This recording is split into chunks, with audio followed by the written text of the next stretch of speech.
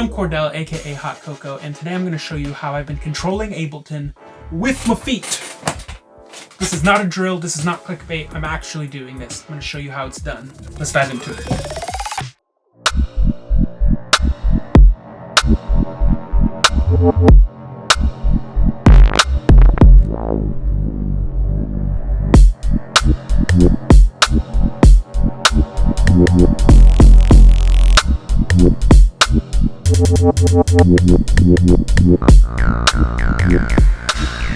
So if you've been following the channel at all, you know that I love making electronic drum racks, and I've been getting really technical inside Ableton with the way that they're set up. And it's been a very iterative process. I've been making different designs and then changing them, performing them in clubs and parties and such, and then iterating again and making changes and changes. And I've gone through a lot of different stages. And today I want to show you what some of those stages were, what stage I'm at now, and how my feet are involved. So as a drummer, I started on drum set, classic, jazz, rock drum set, acoustic drum set. And so in that sense, you have to use a lot of your feet for kick drums and hi-hats. But I also did a lot of marching percussion. And then from marching percussion, I got into finger drumming and electronic music production. And in finger drumming and production generally, you don't use your feet very much. And for marching percussion, it's your feet are marching, so playing is really focused on the hands. So I've always been pretty okay with not having my feet do much for a lot of my shows, but I have long thought that they were underutilized. When I first started making my drum kits, a lot of it was just playing just fully designed kits. Like I've demonstrated in my other videos, you can layer drums with basses and chords and synths and arpeggios, but usually in the past, it's all been just one giant, thick cake, and I just play like a bongo or just like live jam. There are ways to kind of be more dynamic, but I found I was changing grooves a lot, but I wasn't changing the arrangement as much as I wanted to. And moving from section to section is something that creates emotion and dynamics, and it's also just more fun for me to play. And for my own productions, it's a huge part of the way that I write, and it's a huge part of all music in general, especially dance music. It's when you're going from one section that might have a certain groove to another section with a different energy level, to another section that's a little bit more down-tempo, to another section that hits you out of nowhere. And moving through these sections, I found is really difficult if all of the sounds are laid out and you're using them all already. So my next iteration from just these huge drum racks was to have these drum racks paired with this. This is an APC40, and I got this specifically so that I can use different kind of faders and especially knobs to start to change things while I'm playing, to change macros. So these became like a big part of the way I played. If you look in some of my past live performance videos, you can always see this guy right next to me while I'm playing. I found out that it was really, really valuable for kind of moving through sections. But there's a problem.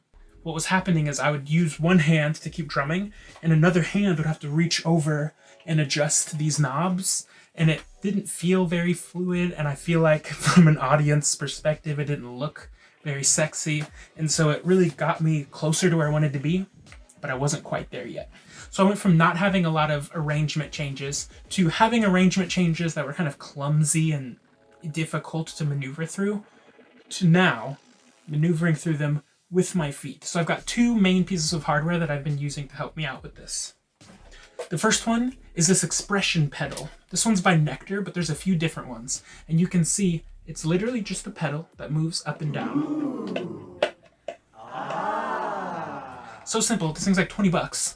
Not that expensive for what it does, because it lets you control any type of parameter in Ableton. So any type of knob or fader or value you can change over time with your foot. So I'm not actually hitting this like a kick pedal. I'm not using this as a percussion instrument. I'm using this to gently change sounds over time. Open up cutoff filters, for example, or manipulate different types of saturators.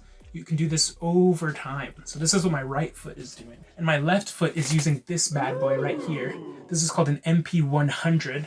And I think it's generally meant for like guitar pedals and things like that. I'm not fully sure what they're intended to be used for, but essentially it's just a bunch of blank buttons. And so you can use this to turn things on and off. And if you use absolute values, you can also use this to adjust parameter knobs as well, as long as you're down with going between 0 and a max value of whatever your parameter is. This, paired with some really interesting software from AbletonDrummer.com, some Max for Live patches, has let me control so much more inside of my live drum racks. And it's helped me start to move through arrangement. And so this, mixed with the expression pedal, has let me go through tons of different changes and variations, all improvised on the fly, all without setting down my sticks, which has been amazing. So I want to dive into Ableton and show you how I'm using these two pieces of hardware and how it's showing up in my live performance. So everything I'm playing is in this single instrument rack right here. And what I've been doing is mapping all the changes that I want in the arrangement to these macro knobs right here. So if you go into this instrument rack, you can see that there's multiple different chains or layers. The first one is percussion. So this is where I'm getting my kick and my snare and some other various kicks and snares. And what's important to note is the on-off switch to this particular drum rack is mapped to perk 1. So that's mapped all the way to over here, this macro. So when this macro is off, this whole drum rack is off. When this macro is on, this whole drum rack is on. That's pretty much the case for all these other layers. So I have this perk 2, which is all these bongo sounds. This one, instead of having the instrument rack or the drum rack itself turn on and off, I've got the chain itself mapped to the macro. So the chain itself turns on and off. I'm not really sure if there's a difference between the two. That's just kind of how I did it. Same with the cymbals and same with the basses, you can see. So all of the basses, all these whoops, those turned on and off based on this macro. I've got these Atmos sounds here. That's coming from this Atmos track, which is another drum rack, but inside the drum rack, I've got Phase Plant, which is a really fun plugin, and a bunch of effects. And I'm actually using the AbletonDrummer.com melody trigger. It's just triggering a single note, but the melody trigger is actually what's mapped to the macro itself. So what that means is every time I turn the macro on, it triggers the synth. When I turn the macro off, it untriggers the synth itself. Atmos 2 is doing the same thing. It's just another track or another slot in the drum rack here. And then the fun one is I've got this acid line that's also coming from Phase Plant, and it's also being triggered by the melody trigger. So when this is off, it's not doing anything, and as soon as I turn the macro on,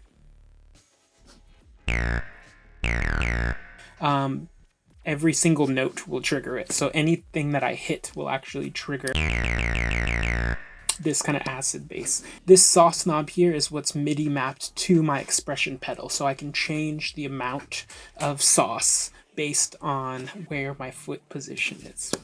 I've got another one here that's called Mean, which is also just a super crunchy lead kind of thing, which also has a sauce knob that will completely change the timbre and the texture.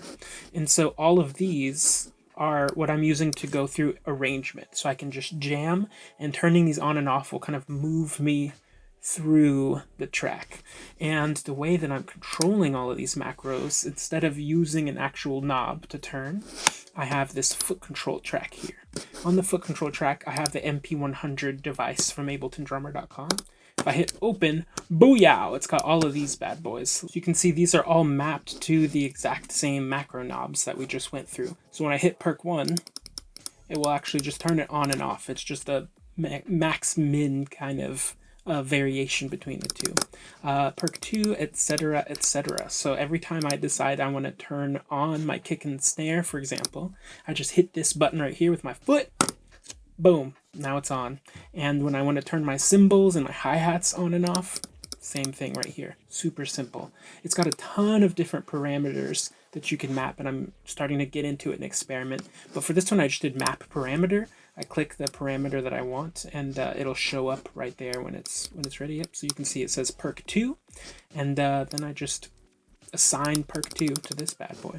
And it's even got multiple channels, so I can have like tons and tons of pages of different things that I'm controlling, so I only feel like I'm touching the surface. But so far, it's been insanely helpful.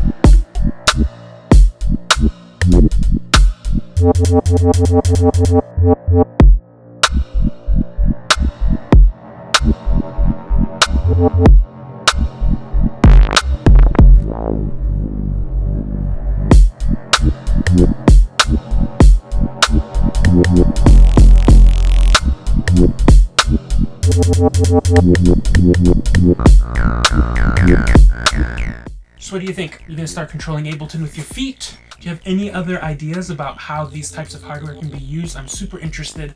Like I said, I'm just starting to crack open this book, and I feel like there's dozens of chapters. So I'm really excited to see where my next iteration takes me, and hopefully you can check out one of my shows and see it for yourself sometime soon. If you thought that was helpful, don't forget to hit the like button, subscribe for me. I'm trying to get to 500 by the end of the year. And if you check the links in the description, you can get all of the software that I found. I'll drop links to find the hardware that I've got there. I am an affiliate with AbletonDrummer.com, so I'll get a little percentage if you get the Max for Live devices, but they're super helpful anyway, as you just saw. And I've also got a ton of resources around creativity. I've got new articles coming out. I've got a podcast. I've got an e-course. Anything that you could use to make yourself more creative and involved in your creative life, I got you covered. So check all that out in the description, and I'll see you in the next one. Peace.